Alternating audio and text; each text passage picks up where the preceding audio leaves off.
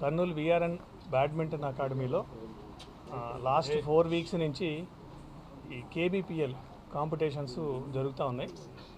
So దీనిలో భాగంగా ఈరోజు సెమీఫైనల్స్ ఫైనల్స్ కండక్ట్ చేయడం జరిగింది. ఈరోజు మార్నింగ్ సెమీఫైనల్స్ జరిగినాయి. ఈ సెమీఫైనల్స్లో కౌశిక్ అనేటువంటి ఒక కర్నూలు పర్సన్ వాళ్ళ టీము వాళ్ళు ఓడిపోతారు. సో అగైన్ ఈరోజు ఈవినింగ్ ఫైనల్స్ జరుగుతూ ఉన్నాయి.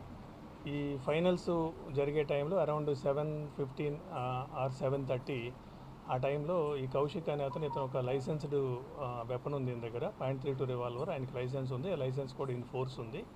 ఈయన మార్నింగ్ సెమీస్లో ఓడిపోయామనేటువంటి ఫ్రస్ట్రేషన్లో ఆ క్లబ్ బయటకు వచ్చేసి గ్రౌండ్ మీదకి ఒక 3 రౌండ్స్ ఫైర్ చేయడం జరిగింది. ఫార్చునేట్గా అది ఎవరికి ఎట్లాంటి ఇంజరీస్ కానీ అవి ఏం లేవు.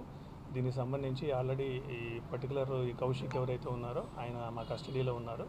సో మేము ఆ వెపన్ అది కూడా సీజ్ చేయడం జరుగుతుంది. లైసెన్స్ కూడా రివొకేషన్కి కలెక్టర్ గారికి త్రూ ఎస్పీ గారి ద్వారా అది అడ్రస్ చేయడం జరుగుతుంది.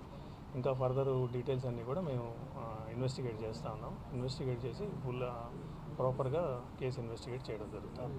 తుపాకీ స్వాధీనం చేసుకున్నారు సార్, తుపాకీ రౌండ్స్ అది అండర్ ప్రాసెస్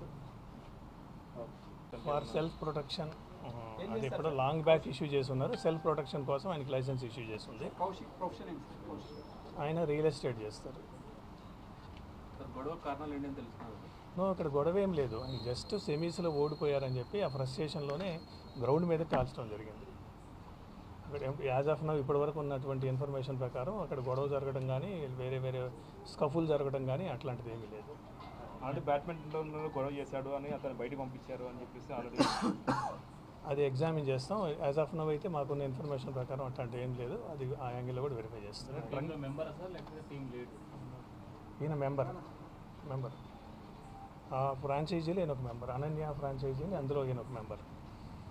ఉదయం ఏ టీమ్స్ మధ్య పోటీ జరిగింది అంత డీటెయిల్స్ ఇంకా ఎగ్జామిన్ చేయాలి. తీసుకునేసి తర్వాత తను డ్రంక్ చేసి ఏమన్నా కాల్పులు జరిపాడా లేదంటే మామూలుగా ఉన్నప్పుడు కాల్పులు జరిపాడు? అది వెరిఫై చేస్తాం ఒకసారి. ఆయన మా దగ్గరే ఉన్నాడు, వెరిఫై చేస్తాం. Right, thank you.